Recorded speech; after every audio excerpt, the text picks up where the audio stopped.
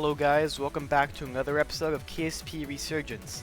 I'm sorry I haven't been uploading as much lately. I decided to take a break from Kerbal Space Program, but I'm finally back with more content.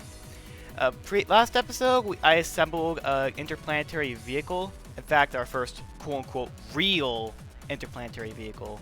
By real, I mean like it can actually go places and is reusable, so that's pretty cool. I assembled it at my crop colony, which doesn't really have a name, unfortunately. So all it needs is a lander and a crew, and then we'll be able to send it on its merry way to Trom, which is a very, very oblate dwarf planet. I hope you enjoy this cool multi-vessel tracking thing I created. It took me like 2 minutes in GIMP.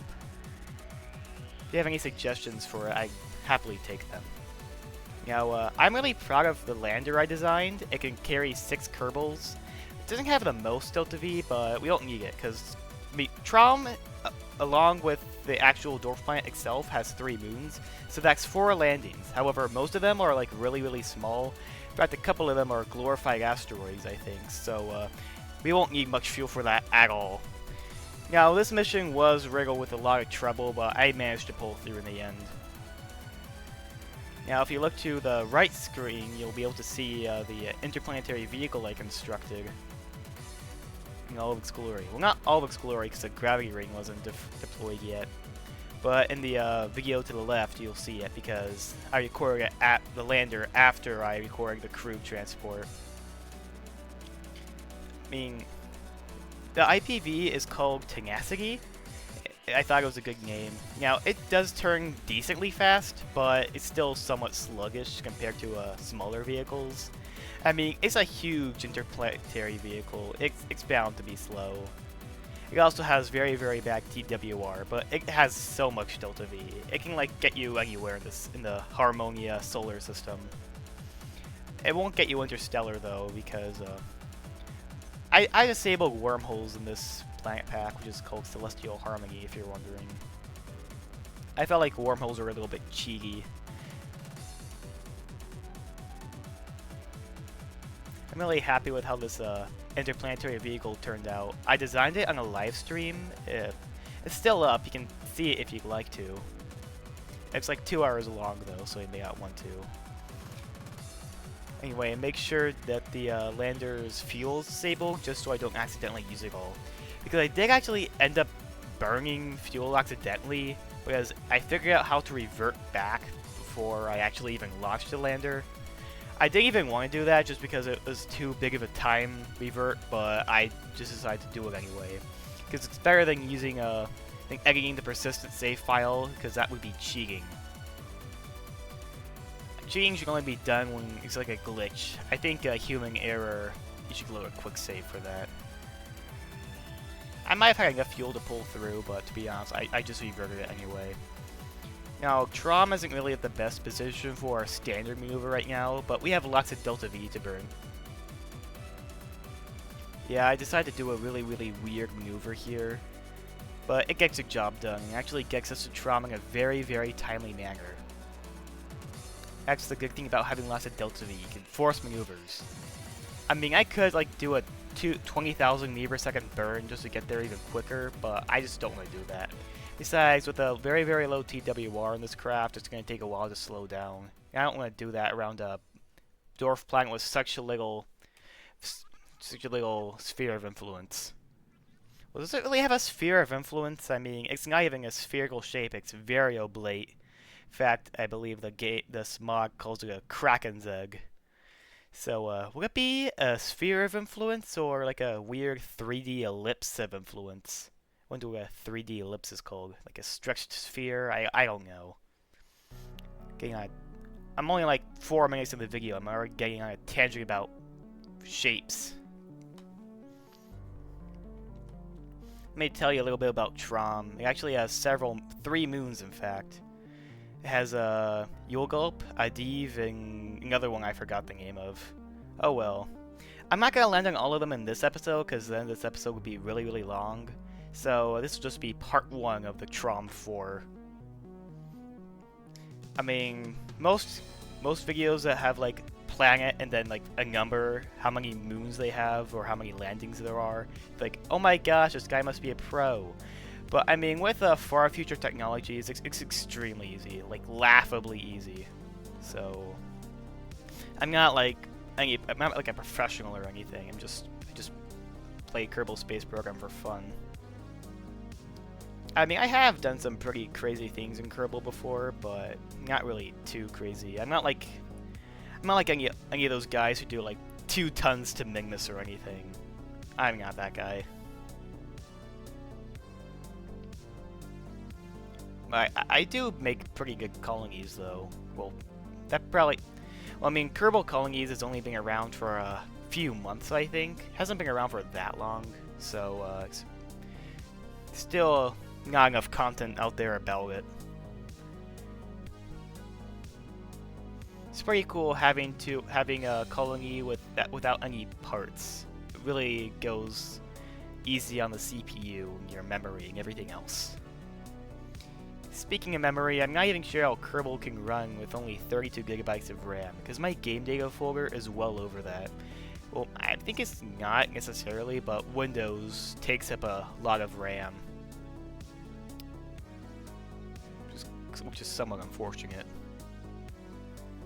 Anyway, we are starting the slowing down burn, whatever it's called, to really early, just so we can actually slow down in time.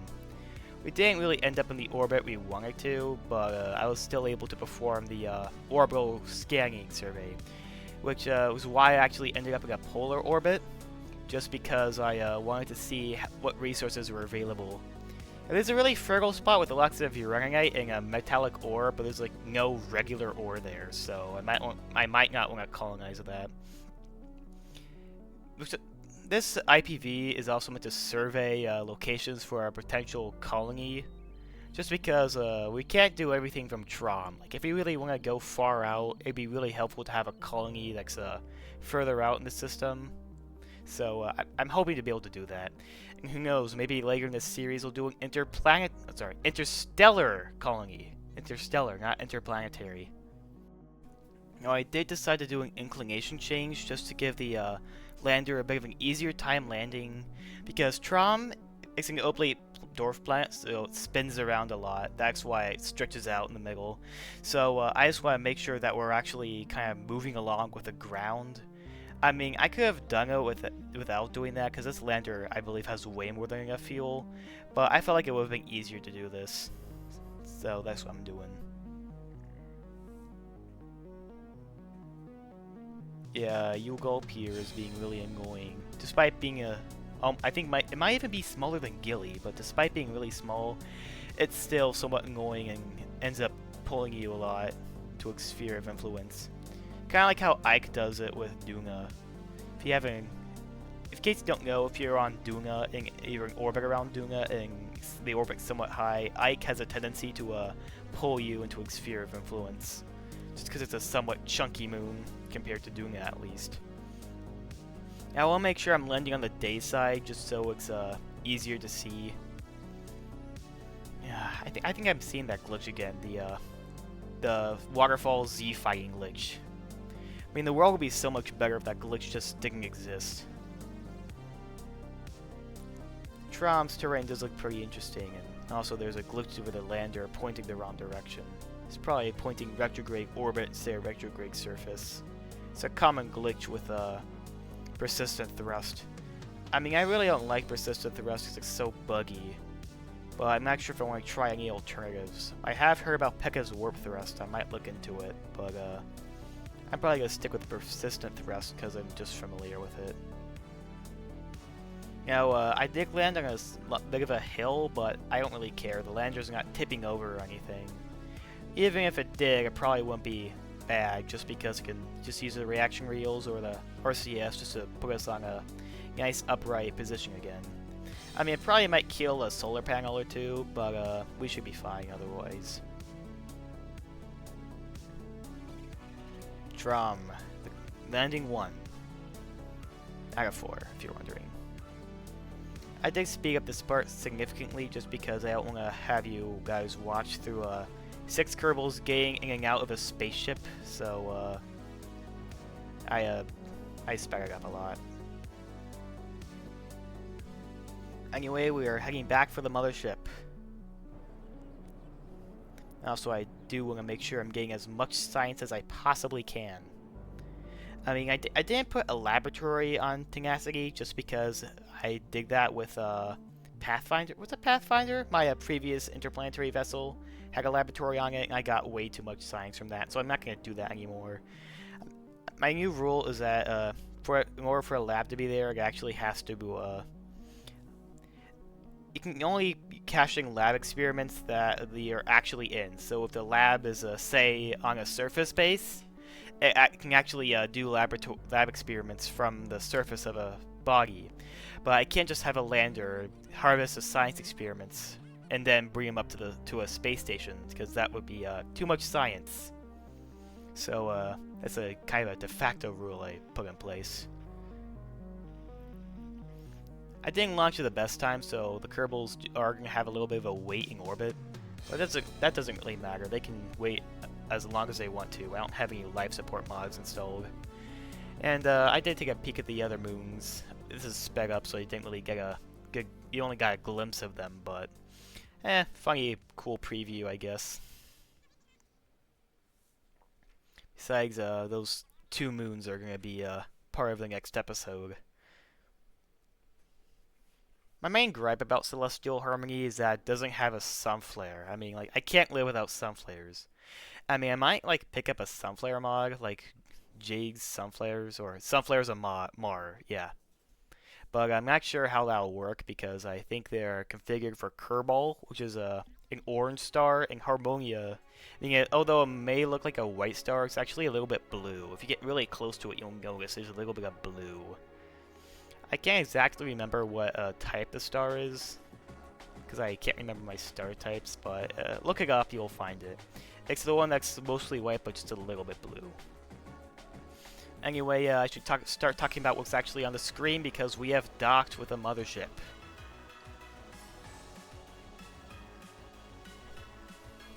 Harvesting all that glorious science, so we can bring it home to the research and development facility and get some really good, a bunch of new parts. Kerbals get to live in luxury just because they have this gravity ring. I mean, it's like not the fanciest thing in the world, but it's a lot fancier than staying in a tin can for 50 years.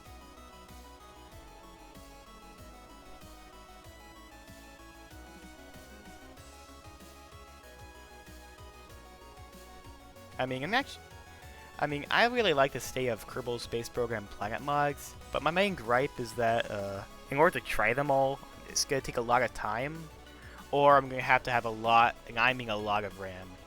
I mean, if I do like a really crazy playthrough that lasts like 500 episodes and has like all the Planet Pack mods, except for the system replacers, of course, because it's gonna be like with Kerbin, and it'll have like KSS2 and a bunch of other stuff. In order to do that, I might have to think about getting a RAM upgrade. Besides, it'll give me an excuse to try out the, get RGB on my RAM. It's pretty nice. You know, I did experience this really wacky glitch when I was far out from, Yulgulp, which is this asteroid moon. It really lagged me out for some reason, and also Trom's looking a little freaky as well. I wanted to see it go in the console, see if there were any problems, but there weren't any. So I decided to get into a lower orbit, but I ended up going on an escape trajectory because my nav bowl was set to target and not orbit, which is really annoying. I mean, if you breathe the wrong way, you'll end up on an escape trajectory of this, so it's kind of annoying.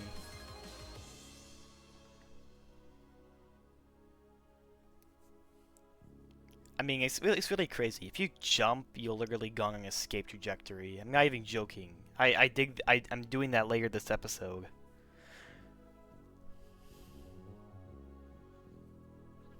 I'm not gonna put 6 Kerbals on this lander just because I'm only gonna EVA 2, because the camera was really weird and wacky. Because Because whenever you use your RCS pack on a really, really low gravity world, you'll keep going on into an orbit or escape trajectory or landing trajectory. So the camera will really begin to freak out and makes for a really, really nasty experience. Sorry. I meant to say experiment because that's what we were doing. May have noticed my engine was actually running for some reason. It's a really weird glitch, it's a really weird glitch that happens when I do full throttle on one spacecraft. Any other spacecraft in physics range also goes full throttle when the engines are enabled. And I think that's what happens to my, well, I'm not going to spoil it or anything, but something really bad happens and I have to load a quick save. Anyway, that's not, we don't have time for that. We have to do science. Lots of science. For landing on a weird, wacky asteroid that kills the cameraman.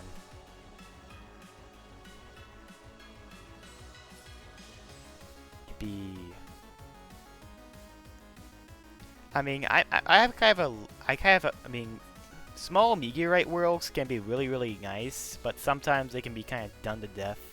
I mean, not really though. I mean, stock KSP only has like one, well, two if you count Bop, but typically I think they're kind of bland. It's just a rock. It's kind of it. I mean, I'd really love to see a really colorful, tiny little asteroid. Maybe one with crystals like we had on Ike. But I think sometimes these planets are prone to lots of lag because they're super small. It may seem counterintuitive, but I think I experienced a weird glitch one time. But actually, one time I was playing JNSQ and I landed on this one. It was Krell. It was the moon of one of the planets JNSQ adds, and it was so laggy, like the game would crash. You know, if you were looking at the screen, I did actually end up jumping and ended up on an escape trajectory, but I was on a tangent, so I couldn't really point that out. Now, you may have also noticed that for some reason, all of our crew on the mothership just died. I'm not sure if they crashed into Trom or something, or crashed into U-Gulp, or just snapped out of existence. But I had to load a quick save and do this landing all over again. So now we have 3 landings in one episode. Well, it's the same thing all over again, but I'm going to show it again just because it's a landing. A landing's a landing. I want to have it documented because this is the actual landing this time. I didn't feel like cropping the previous one out because I spent lots of time on it also. I mean, this landing was riddled with problems.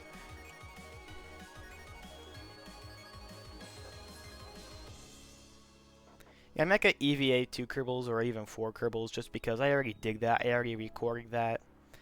And also, another gripe I have about low gravity worlds is that the landing gear always pushes you back into space. And once again, the camera Kraken strikes again. It's not really Kraken, but I mean, it's an exotic breed of Kraken that predicts cameras. It's a predator of cameras.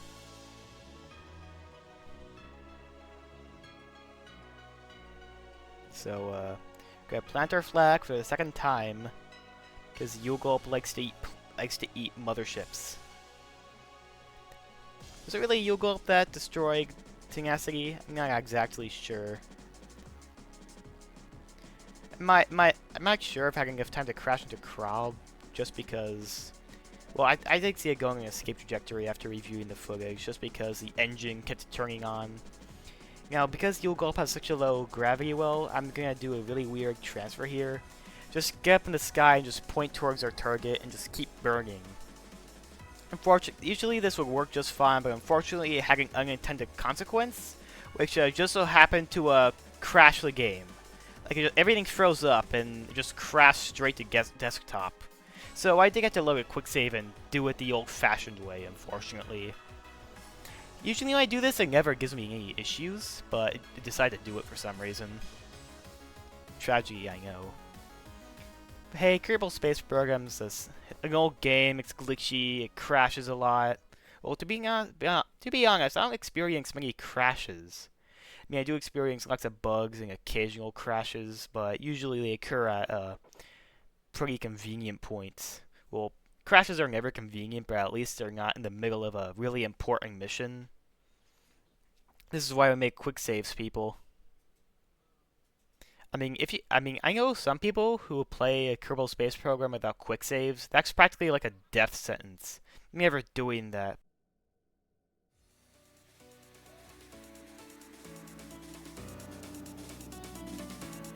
But unfortunately, that is going to be the end of this episode.